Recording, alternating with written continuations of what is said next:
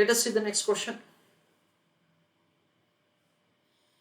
Find cost of equity for new equity share and also for retained earning from the following information. So there are two questions. One is cost of retained earning to be found and another is cost of new equity share. Market price of per share is rupees 125. It means P0 is given to us. Floatation cost is rupees 5 per share. Just paid dividend is given 10 rupee 95 paise. Dividend for the last 3 years have been given to us.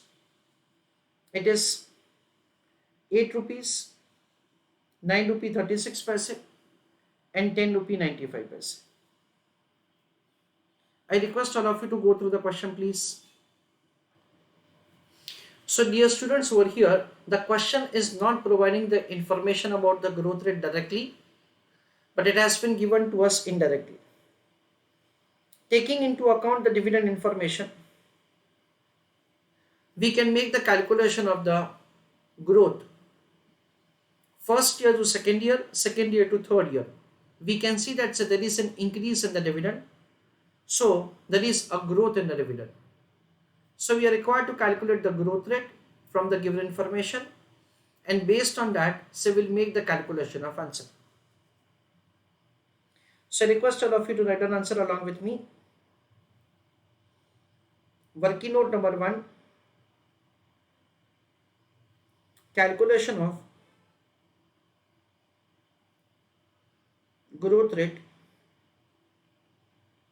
in bracket I am writing G. First year, second year, third year. Dividend per share information is given.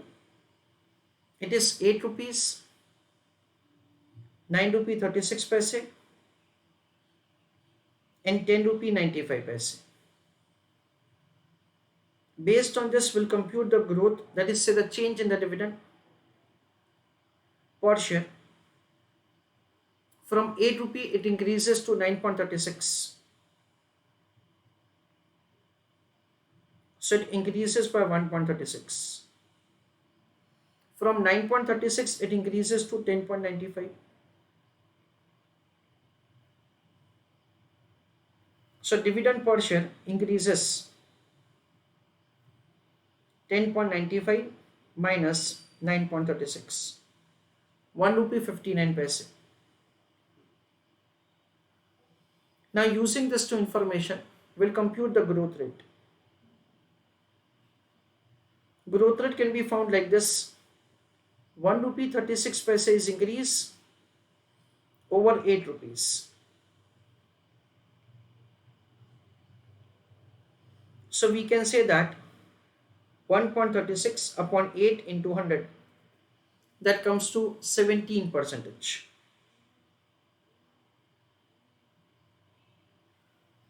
Next is 1 rupee 59 paise is the increase over 9 rupee 36 paise.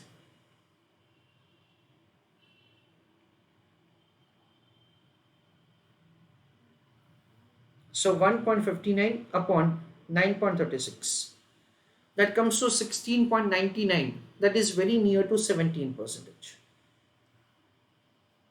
That is the way we can make the calculation of the growth rate in the dividend using the information given. Now friends, it may happen that we are provided with the 5 years of the dividend, so we can compute growth rate for 4 times. Whatever the growth rate value that say we compute, so that may be changing on year basis, or it may happen that say it is the same during this time period. What I want to tell you is that say if at all it is changing on year basis, then in that case we will assume that the average of these growth rates is the future growth rate. Accordingly, we can make the calculation of answer. Or otherwise, if at all there is a trend of increasing or decreasing, then in that case, instead of simple average, we can take weighted average. That is the way we are supposed to make the calculation of the answer. This is the way we can compute the growth rate answer. Now, working note number 2, calculation of D1. As far as the D1 is concerned, it is calculated as D0 into 1 plus growth rate. What is D0? It is 10 rupee 95 paise. What is growth rate? It is 17%. So 10.95 into 1.17. That comes to 12.8115. That is the way the D1 is calculated. Next, calculation of cost of equity. It will be found as D1 upon P0 plus growth rate.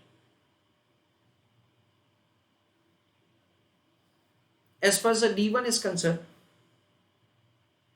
it is 12.8115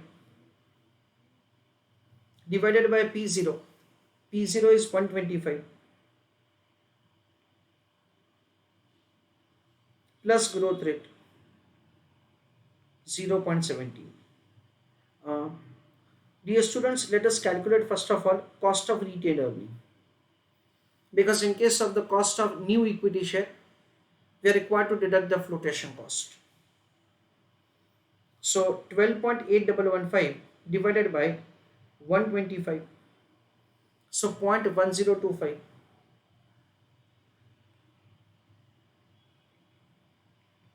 plus 0.17, 0.2725, that is 27.25%. Okay. Next is calculation of cost of new equity share issue.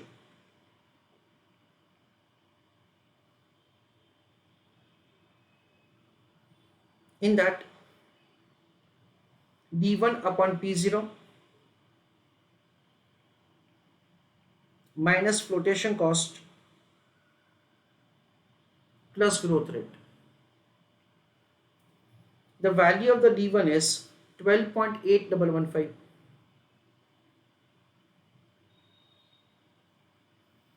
divided by P0, it is rupees 125 minus flotation cost. Flotation cost is given rupees 5 per share plus growth rate is 17%. So what will happen? 12.8115 divided by 120, so 0.1068.